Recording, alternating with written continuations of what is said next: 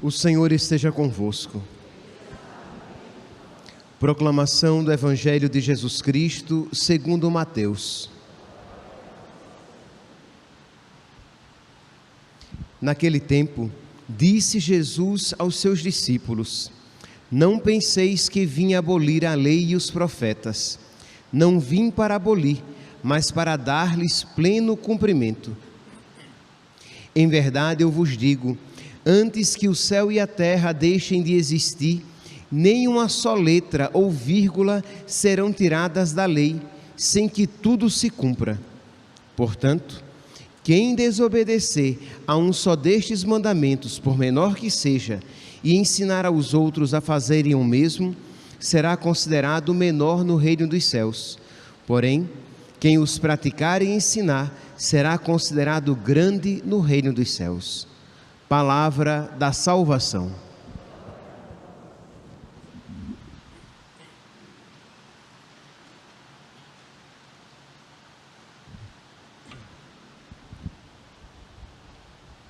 Caríssimos irmãos e irmãs, a liturgia de hoje nos apresenta a importância da obediência à palavra de Deus.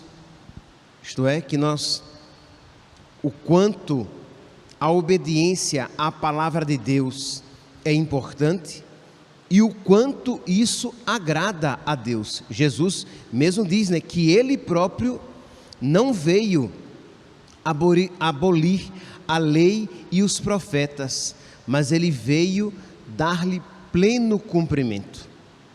Esta consciência, meus santos, de que a lei de Deus é santa e que deve ser respeitada, seguida, obedecida, sempre foi algo muito claro na fé católica. São Paulo, falando a respeito dos mandamentos da lei de Deus, ele vai dizer, por exemplo, lá em Gálatas, capítulo 1, no versículo 8, ele diz assim: mesmo se descesse um anjo do céu e ensinasse uma doutrina, um mandamento, um evangelho diferente daquele que ele tem anunciado, que aquele anjo seja anátema, isto é, que aquele anjo seja excomungado. Por quê? Porque só existe um evangelho, só existe aquele ensinamento recebido por Jesus e até mesmo transmitido por Jesus com relação aqui aos 10 mandamentos. Jesus que vem, os recebe e os transmite. Quando o jovem rico chega a Jesus e diz assim: mestre, o que é necessário para entrar no reino dos céus? Jesus apresenta a ele o quê? Os mandamentos. Então, o quanto isso está claro e deve ser claro na nossa mentalidade, isto é, nós precisamos ser fiéis aos mandamentos de Deus. São João, na sua primeira carta, no primeiro capítulo, primeira carta de São João, no primeiro capítulo, no versículo 3, ele diz assim: eis como sabemos se conhecemos a Deus. Lembre-se que a palavra conhecer não é apenas, não indica apenas uma realidade intelectual. A palavra conhecer na Sagrada Escritura significa amar, significa um conhecimento de intimidade, um conhecimento profundo. Então, São João diz: eis como sabemos que o conhecemos de verdade, que o amamos, se guardamos os seus mandamentos. Aqueles que dizem: eu conheço a Deus, eu amo a Deus, eu sou amigo de Deus, e não guarda os seus mandamentos, é um mentiroso e a verdade não está nele. Então, meus irmãos, percebe aqui então essa relação forte, profunda entre amar a Deus, conhecer a Deus e obedecer os mandamentos de Deus. E Jesus então diz: eu não vim abolir a lei e os profetas, eu não vim abolir os mandamentos de Deus, eu vim levá-los à plenitude. E tanto a primeira leitura como o Evangelho falam que é necessário ensinar isso. Nosso Senhor diz aqui que será, portanto, eu vos digo, versículo 19, quem os praticar e ensinar será considerado grande no reino dos céus. Na primeira leitura, retirada do livro do Deuteronômio, diz assim: procura com grande zelo não te esqueceres de tudo o que viste com os teus próprios olhos. Logo no início, Moisés diz o quê? Agora, Israel, ouve as leis e os decretos que eu vos ensino a cumprir, para que vivais. Deuteronômio, capítulo 4, versículo 1. No versículo 5, eis que vos ensinei leis e decretos, conforme o Senhor meu Deus me ordenou. Isto é, não estou ensinando as coisas segundo a minha cabeça, mas segundo Deus me ordenou. E aí, lá no versículo 9, Moisés vai reafirmar: mas toma cuidado, procura com grande zelo não te esqueceres, e não deixes escapar do teu coração por todos os dias da tua vida estes mandamentos, estas leis e estes decretos. Antes, ensina-o a teus filhos e netos. Então aqui, meus irmãos, nós vemos então essa importância de nós acolhermos os mandamentos de Deus, de não tirar nada. Eu não vim abolir nada da lei, diz Jesus. Eu não vim retirar nenhuma vírgula, nem um J, para significar nenhuma coisa pequena eu vou retirar da lei, mas eu vim cumpri-la. Ora, o que é que nós então podemos aplicar na nossa vida? Depois que nós fizemos esta introdução da atualidade dos mandamentos de Deus, da importância dos mandamentos de Deus, ao ponto de São Paulo dizer que quem ensinar algo diferente seja excomungado. Importância esta que São João confirma isso, dizendo que quem diz que conhece a Deus, que ama a Deus e não guarda os seus mandamentos é um mentiroso. Que aplicação nós podemos fazer isso para a nossa vida? Meus irmãos, nós precisamos rezar e suplicar a Deus a sua graça, para que nós não queiramos diluir o Evangelho, para que nós não queiramos diluir a lei de Deus, os mandamentos de Deus, porque infelizmente em muitos lugares, às vezes até do próprio púlpito, é ensinado que é ensinada uma verdade diluída, um mandamento liquefeito. Isto é, ora, isso antigamente era assim. Mas hoje em dia não dá mais para ser assim, dessa maneira. E nós vemos, infelizmente, nós ouvimos isso entre os católicos, e nós ouvimos isso até mesmo dos púlpitos das igrejas. Quando não dito assim, dessa maneira que eu falei, mas quando não é dita, isto é, ensinamentos que não são proclamados mais. Quantas vezes eu encontrei pessoas que vêm se aconselhar e apresentam um pecado, por exemplo, isso eu vi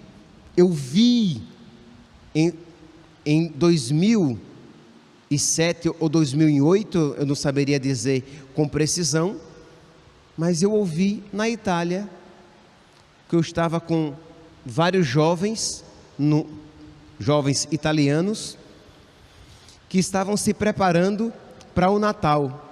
Então, ou foi em dezembro de 2007, ou foi em dezembro de 2008. E eu pegando ali o catecismo, explicando para eles E quando eu cheguei na parte do sexto mandamento, do não pecar contra a castidade, eu falei aquilo que era óbvio para mim. Falar que a masturbação era pecado. E eles olharam para mim e riram. Eles riram, como se diz, na minha cara. E eu não entendi. Eu de verdade não entendi aquilo. Eu parei e eles disseram: ah, padre, para de brincadeira. O senhor está falando sério mesmo? E eu percebi que aquilo que eu estava falando, aqueles rapazes estavam ouvindo de uma maneira clara pela primeira vez, porque aquilo eles não ouviram em casa, muito menos na igreja. Então não é que as pessoas vão dizer: ah, isso é virtude. Simplesmente as pessoas não falam mais sobre isso.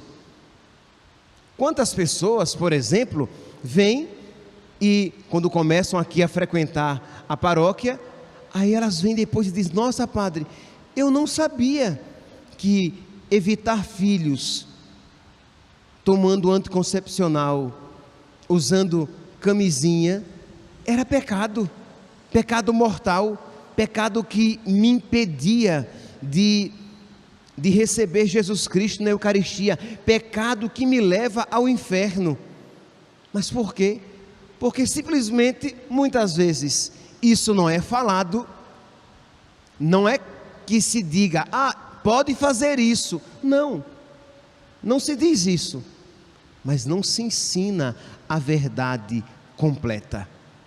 E o que nosso Senhor, o que a liturgia da palavra de hoje está aqui nos apresentando é: nós precisamos pedir a Deus a sua graça para que a preguemos e a vivamos, a verdade inteira, o evangelho inteiro, e não que eu dilua o evangelho para que ele se torne adequado à mentalidade de hoje em dia. Porque, meus santos, sejamos sinceros, a mentalidade do mundo está se tornando cada vez mais pagã, anticristã, diametralmente oposta ao evangelho.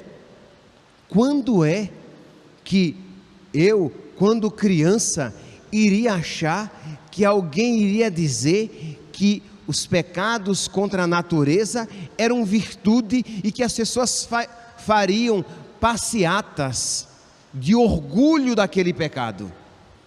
Quando é que quando criança, eu tenho 44 anos, quando é que eu ali com os meus 10 anos, 15 anos, eu iria achar que algum dia as pessoas fariam passeatas dizendo que aquilo era bonito, que aquilo era orgulho, que aquilo deveria ser ostentado? Mas o mundo está se tornando cada vez tão mais distante de Cristo e do Evangelho, que isso é apresentado, que os pecados, todos e quaisquer pecados, são apresentados como virtude, e nós ficamos acovardados de, com caridade e clareza, ensinar.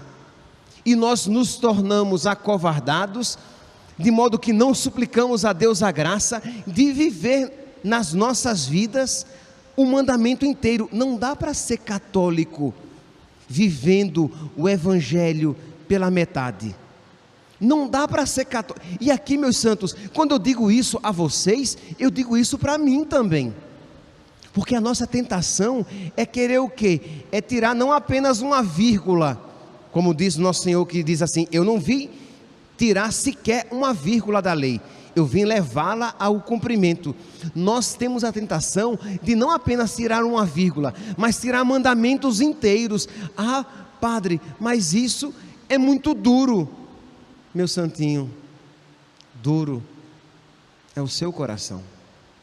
E você precisa pedir a Deus com toda a humildade: meu Deus, o meu coração é tão duro, que eu vejo os teus mandamentos, que eu ouço os teus mandamentos e fico surpreso, e fico quase que escandalizado, porque eu os vejo como maus, quando na verdade, como é que diz aqui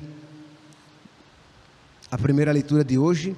Agora Israel, agora Paróquia Cristo Rei, agora cristãos, ouve as leis e os decretos que eu vos ensino a cumprir, para que fazendo vivais e entreis na posse da terra prometida. E para nós, o que é que nós entendemos aqui por terra prometida? É o céu. Para que nós possamos viver, mas não apenas e simplesmente a vida biológica, mas para que nós possamos viver a vida de Deus e possamos entrar no céu. Esta sempre foi a fé da igreja.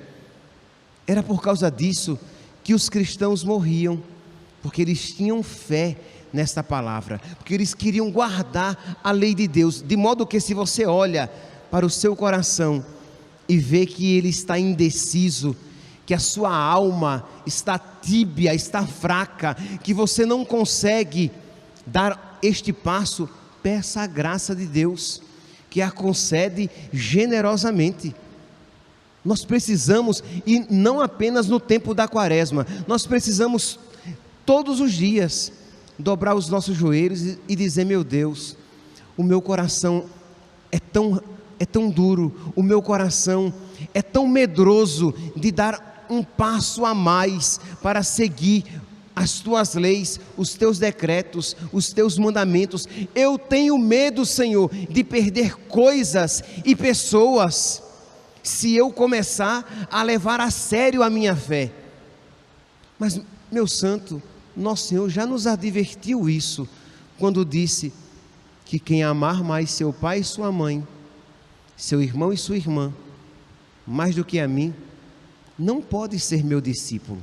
É verdade que nós iremos perder coisas e pessoas, mas nós iremos ganhar infinitamente mais, e é isso que nós precisamos, e é disso que nós precisamos ter consciência, e que nós precisamos nos recordar cada vez mais, que o que eu estou perdendo nem merece ser comparado com o que eu estou ganhando, que o que eu estou perdendo é pouco e é mau, porque o diabo apresenta o pecado como bom, como interessante, mas ele é mau.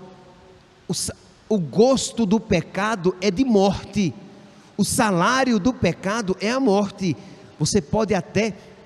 Ele pode até ser doce, isto é, ter um prazer momentâneo, mas depois ele será amargo como a morte. Então nós precisamos, e se você tem dificuldade de ver isso, você precisa então pedir a graça de Deus, pedir a Deus que ilumine a sua inteligência. Agora, se você estiver em pecado mortal, o primeiro passo é se confessar. Você vai se confessar, porque ali você vai ter os seus pecados perdoados, você vai suplicar a Deus perdão pelos seus pecados, você vai se arrepender dos seus pecados, você terá a graça de Deus, e aí sim, aquela graça vai começar a brilhar interiormente, e você vai começar pouco a pouco a ver a lei de Deus, que é boa. Como diz o salmista, a lei de Deus, a lei do Senhor Deus é perfeita, um conforto para a alma. Os juízos do Senhor são corretos, para os olhos uma luz. Os mandamentos de Deus, eles são para o nosso bem, como diz aqui Moisés, para que fazendo vivais. Mas isso nós só iremos compreender se estivermos na graça de Deus. E se estivermos na graça de Deus, dobrar os joelhos e suplicar a Deus a sua luz. Concede-me, Senhor, essa sabedoria que vem do alto, que eu veja, por exemplo, a antífona do evangelho de hoje, diz assim: Senhor, tuas palavras são espírito, são vida. Senhor, tuas palavras são boas, tuas palavras vivificam o meu coração. A verdadeira felicidade se encontra nas tuas palavras. Por mais que o diabo diga, por mais que o mundo diga, seguir a Deus é mal, obedecer aos mandamentos de Deus é muito duro. Você vai ser infeliz se você se entregar totalmente à vontade de Deus. Feche os seus ouvidos para o diabo. Feche os seus ouvidos para os conselhos do mundo e abra os seus ouvidos para Deus. Senhor, tuas palavras são espírito, são vida, são boas. Nas tuas palavras eu encontrarei a verdadeira felicidade e eu quero viver toda a tua palavra. Eu não posso escolher o que da palavra de Deus eu vou viver, mas nós precisamos viver toda a palavra de Deus. Santo Agostinho, ele diz assim: aquilo que, falando a respeito dos cristãos, aquilo que encontraram na igreja, perseveraram, isto é, as leis de Deus, os mandamentos de Deus, os decretos de Deus, o evangelho de Deus, aquilo que eles encontraram, naquilo perseveraram. Aquilo que aprenderam, ensinaram. Então nós precisamos levar para frente, nós precisamos ensinar aos nossos irmãos, aos nossos amigos, claro, com sabedoria, claro, com doçura, com clareza, sim, sem escamotear, sem apresentar uma verdade meio nublada, não, com toda a clareza, mas com caridade. Mas precisamos ensinar. Então aquilo que encontraram na igreja, perseveraram. Aquilo que aprenderam, ensinaram. E aquilo que receberam dos pais, transmitiram aos filhos. Então, pais, vocês são os primeiros catequistas dos seus filhos. Vocês são aqueles que ensinarão primeiramente aos seus filhos que a lei de Deus é boa, que a lei de Deus é perfeita. Agora, claro, meu santinho pai, se você diz isso ao seu filho 30 minutos por dia, olha, estou sendo generoso, tá? Estou sendo generosíssimo. Digamos que um pai evangelize, catequize os seus filhos todos os dias por 30 minutos. Mas ele fica por muito mais tempo sendo bombardeado pelas mensagens, imagens e ensinamentos da televisão, que é mundana. Quando o seu filho liga a televisão, ou ele abre o computador, o mundo vem a ele. O mundo com todas as suas desgraças. Ora, ele está sendo ensinado pelo mundo. Ele está navegando no mundo. Então é claro que os seus ensinamentos terão pouco efeito. Então você precisa o quê? Também vigiar o que o seu filho vê, o que o seu filho assiste. Você precisa regrar o tempo em que, mesmo com as coisas boas e lícitas, ele se detém naquele mundo virtual, porque ele precisa ter tempo para rezar. Mas é claro que ele precisa, o seu filhinho precisa ver que você está rezando, porque papai me fala do valor da oração e papai também reza. Mamãe fala do valor da oração, mas mamãe também reza. E aí você ensina ao seu filho que a oração é tão importante quanto a comida, quanto a bebida, como o ar que eu respiro, se não mais importante ainda. Então precisamos rezar. E rezar por quê, mamãe? Precisamos rezar porque o nosso coração, ele é ruinzinho, ele tende a desobedecer a Deus. Então a primeira coisa que a gente pede quando a gente reza, é um coração obediente à lei de Deus, é um coração dócil à vontade de Deus, porque o seu coraçãozinho, ele é muito desobediente, e não é desobediente apenas ao papai e à mamãe, mas é desobediente ao papai do céu. Então, a maior alegria de um menino, diz o papai, diz a mamãe ao seu filho, é ser obediente a Deus. E aquele menino cresce desde pequeno ouvindo isso, que a obediência a Deus é algo bom, é algo santo. Então aquele menino, ele vai sendo catequizado, evangelizado e vai crescendo nesta verdade. Meus irmãos, nós precisamos de verdade. Eu sei que eu já falei isso muitas vezes, mas só seria repetitivo se vocês todos já tivessem aprendido e estivessem praticando cotidianamente. E, infelizmente, eu sei que não é bem assim. Precisamos pedir a Deus um coração obediente. Precisamos pedir a Deus o dom da fortaleza para abraçar toda a vontade de Deus. Precisamos pedir a Deus que Ele nos faça dóceis à sua vontade, às suas palavras, para que nós não caiamos na tentação de escolher o que vamos obedecer e o que não vamos obedecer. Precisamos pedir a Deus que Ele feche os nossos ouvidos aos conselhos do diabo que me levam para o inferno, mas que abra os meus ouvidos, a minha alma e o meu coração para as leis, os decretos, os mandamentos, os conselhos de Deus, porque ouvi a minha voz e assim serei o vosso Deus e vós sereis o meu povo. Agora, Israel, ouve as leis e os decretos que eu vos ensino a cumprir, para que fazendo, vivais e entreis na posse da terra prometida. Louvado seja nosso Senhor Jesus Cristo, para sempre seja louvado.